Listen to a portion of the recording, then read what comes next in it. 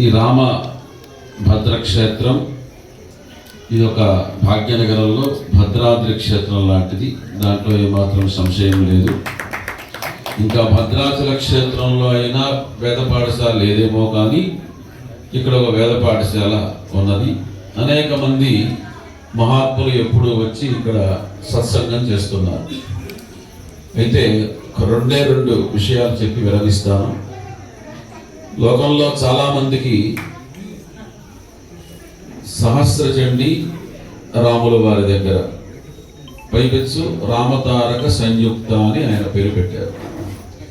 అసలు ఏమిటి రాముడికి సహస్రచండికి సంబంధం అంటే, శ్రీరామో లలితాంబిక అని మనందరికీ లలితా సహస్రనామ ఉత్తర పీఠికలో తెలిసిన విషయం. అయితే ఇంతకంటే ఒక రహస్యమైన విషయం ఉంది. ఒక మహానుభావుడు రాశాడు వాల్మీకి రామాయణంలో సుందరకాండలో 8వ శ్లోకం, తతో హి వృధే గంతుం దక్షిణో దక్షిణాం దిశం అని ఒక శ్లోకం. మామూలుగా పండితులు ఎవరు వాడినటువంటి శబ్దాన్ని అదే పంక్తిలో సహజంగా వాడరు, పునరుక్తి దోషం వస్తుందని. 2 మార్లు అక్కడ దక్షిణ శబ్దాన్ని వాల్మీకి వారు ప్రతిపాదన చేశారు. లోతుగా కనుక విచారణ చేసినట్లయితే మనకి శ్రీ విద్యా ఉపాసనలో వామాచారము దక్షిణాచారము అని 2 ఆచారాలు ఉన్నాయి. అయితే మనం అందరం వైదిక అనుయాయులం కాబట్టి వామాచారం శబ్దం వినటానికి ఇష్టపడం. మనమంతా దక్షిణాచార సంప్రదాయ అనుయాయులం. అయితే అక్కడ దక్షిణ శబ్దానికి 2 దక్షిణ శబ్దాలకి 2 రకాల అర్థాలు ఉన్నట్లుగా ఒక మహానుభావుడు షోడశీ రామాయణ రహస్యం అని ఒక పుస్తకంలో రాశారు. దక్షిణో దక్షిణాం దిశం అన్న పదానికి అర్థంగా దక్షిణాచార అధిష్టాత్రి వేద ప్రతిపాద్యమైనటువంటి పరబ్రహ్మ స్వరూపిణి పట్టపు మహిషి అయినటువంటి మహాత్రిపుర సుందరి అమ్మవారికి ఉపాసన చేయడం కోసమై అక్కడ శిష్యుడుగా ఇక్కడ విరాజమానం అవుతున్న ఆంజనేయుల వారు గురువు గారైనటువంటి రామచంద్ర ప్రభు దగ్గరికి వెళ్ళి, అయ్యా నిత్యమైనటువంటి శాశ్వతమైనటువంటి పరబ్రహ్మ స్వరూపాన్ని మాకు చూపించండి అని అడిగితే, వారు దక్షిణాచార అధిష్టాత్రైనటువంటి మహాత్రిపుర సుందరి సీతామహాత్రిపుర సుందరి అమ్మవారిని నువ్వు కనుగొనాలి అంటే దక్షిణో దక్షిణాం దిశం, దక్షిణ దిక్కుకు బయలుదేరి వెళ్ళైనా నీకు అక్కడ దొరుకుతుంది అని వారు చెప్పారని, అందుకోసం వారు దక్షిణ దిశకు వెళ్ళారు అని ఒక కవి యొక్క హృదయాన్ని ఆయన ఆవిష్కరించారు. ఇది షోడశీ రామాయణ రహస్యం అని, రామాయణానికి షోడశీ మహామంత్రానికి ఉన్నటువంటి అర్థాన్ని సమన్వయం చేస్తూ రాసిన ఒక గొప్ప గ్రంథం. అయితే అటువంటి మహాత్రిపుర సుందరియే సాక్షాత్తు త్రిగుణాత్మకమైనటువంటి చండీ పరాభట్టారిక.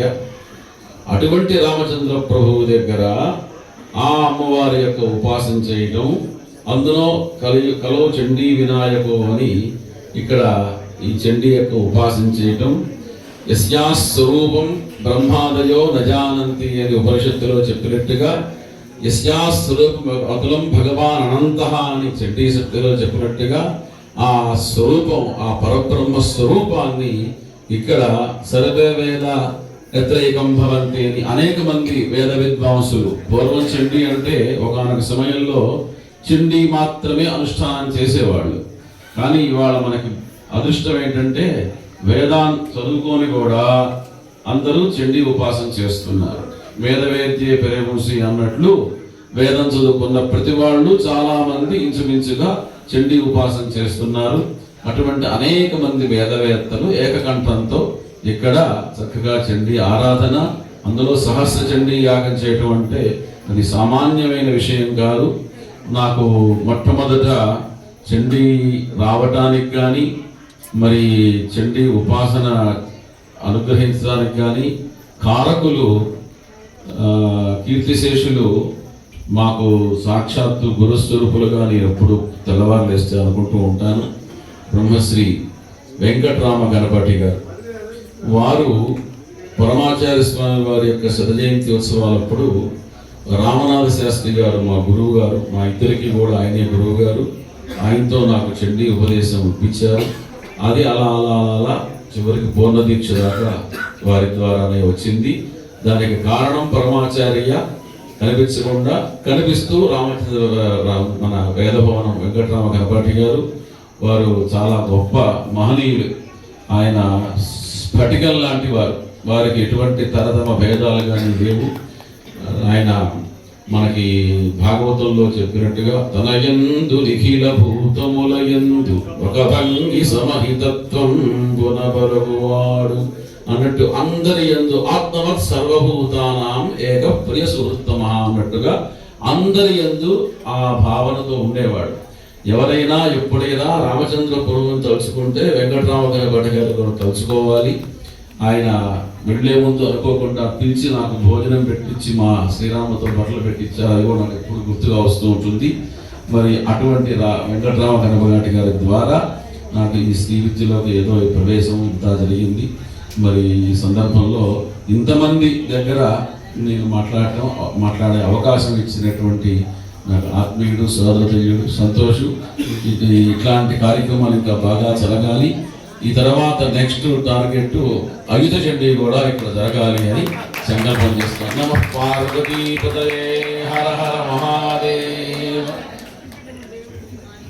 చాలా చాలా ధన్యవాదాలండి. ఆర్ వెంకటరామన్ కనపాటి గారు ఇక్కడికి వచ్చి ఆశీర్వదించారు మన రామభద్ర క్షేత్రానికి, మన సుగంధ ఉపనయన కార్యక్రమానికి. అంటే గురువులందరి యొక్క అనుగ్రహం ఇక్కడ ఉంది మన రామభద్ర క్షేత్రం. ఇక్కడ ఉన్నటువంటి అందరు అధ్యాపకులను తీసుకొని వచ్చి ఇక్కడ రామభద్ర క్షేత్ర మన బృందానికి అందరికీ కూడా ఆశీర్వచనం చేశారు. నిజంగా చాలా గొప్పదైనటువంటి విషయం. ఇంకెవరైనా మాట్లాడేది ఉందా? నేను మాట్లాడతాను.